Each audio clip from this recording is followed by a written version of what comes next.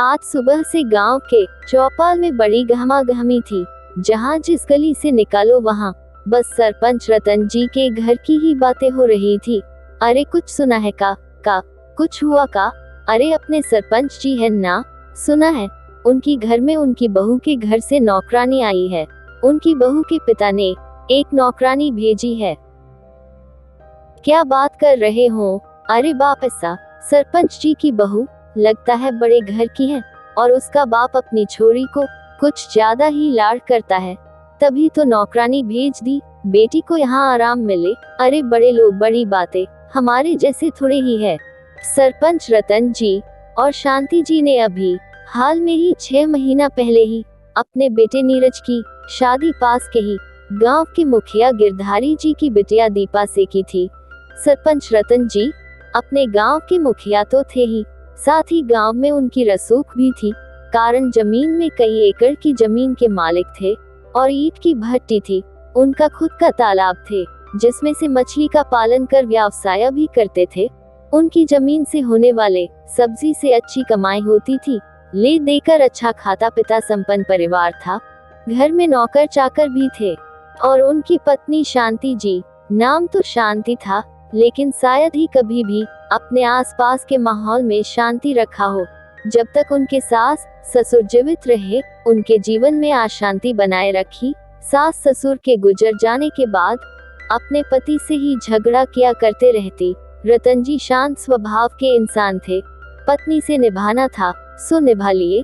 कभी कभी हंसते हुए कहते, भाग्यवान, मैं एक झगड़ा यूनिवर्सिटी बनाऊंगा और उसका प्रिंसिपल तुम्हें बनाऊंगा। शांति जी तूने के कहती, जितना प्यार से मैं रखती हूँ कोई रखता भी ना। रतन जी कहते, बस भाग्यवान, थोड़ा अपना प्यार काम कर लो। रतन जी शांति जी की सारे अशांति की बातों को शांति से सुलझा लेते, लेकिन जब से नीरज की शादी हुई है उनका सारा ध्यान उनकी बहू पर ही रहता।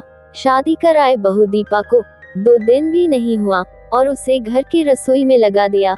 अरे बहू के होते सास काम करे, अच्छा लगता है क्या? दीपा ने सोची, 4 दिन बाद से करो, 2 दिन पहले से करना तो है ही।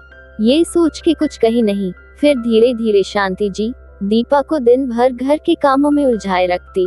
दोपहर के 3-4 बजे जाते लेकिन दीपा को खाना नहीं मिलता।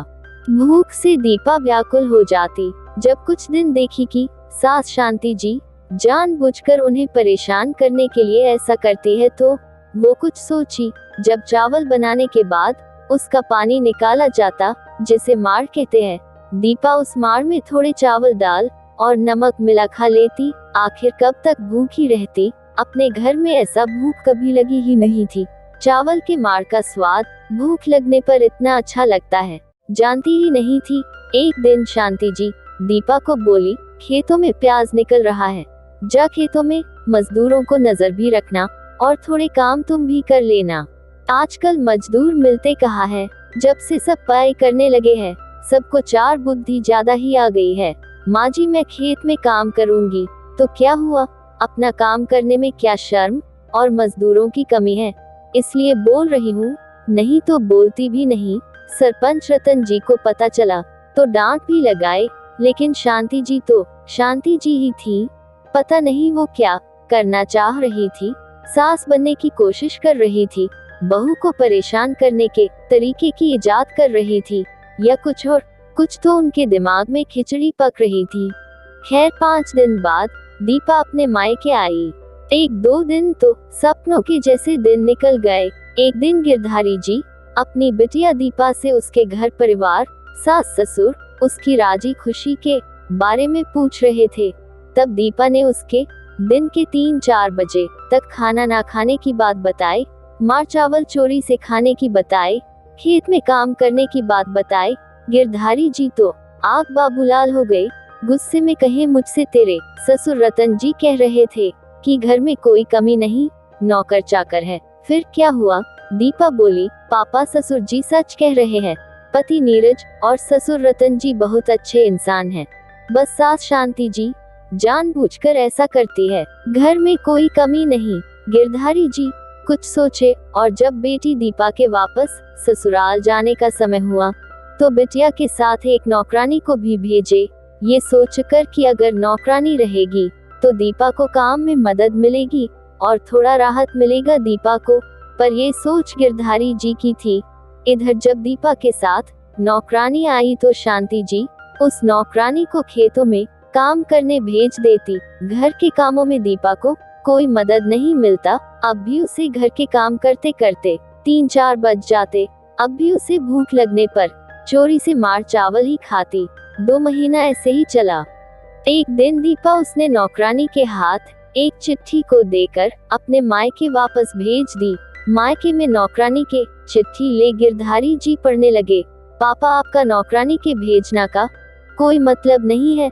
माँ जी उसे खेत भेज देती है और घर के काम मुझे ही सारे करने होते हैं।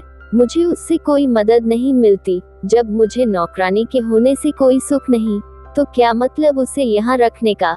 इसलिए इसे वापस भेज रही हूँ। आप परेशान मत होना, समय के साथ सब ठीक हो जाएगा। आपकी बेटी सब संभाल लेगी। मुझे पर विश्वास रखना और अपना ध्यान रखना। आपकी दीपा।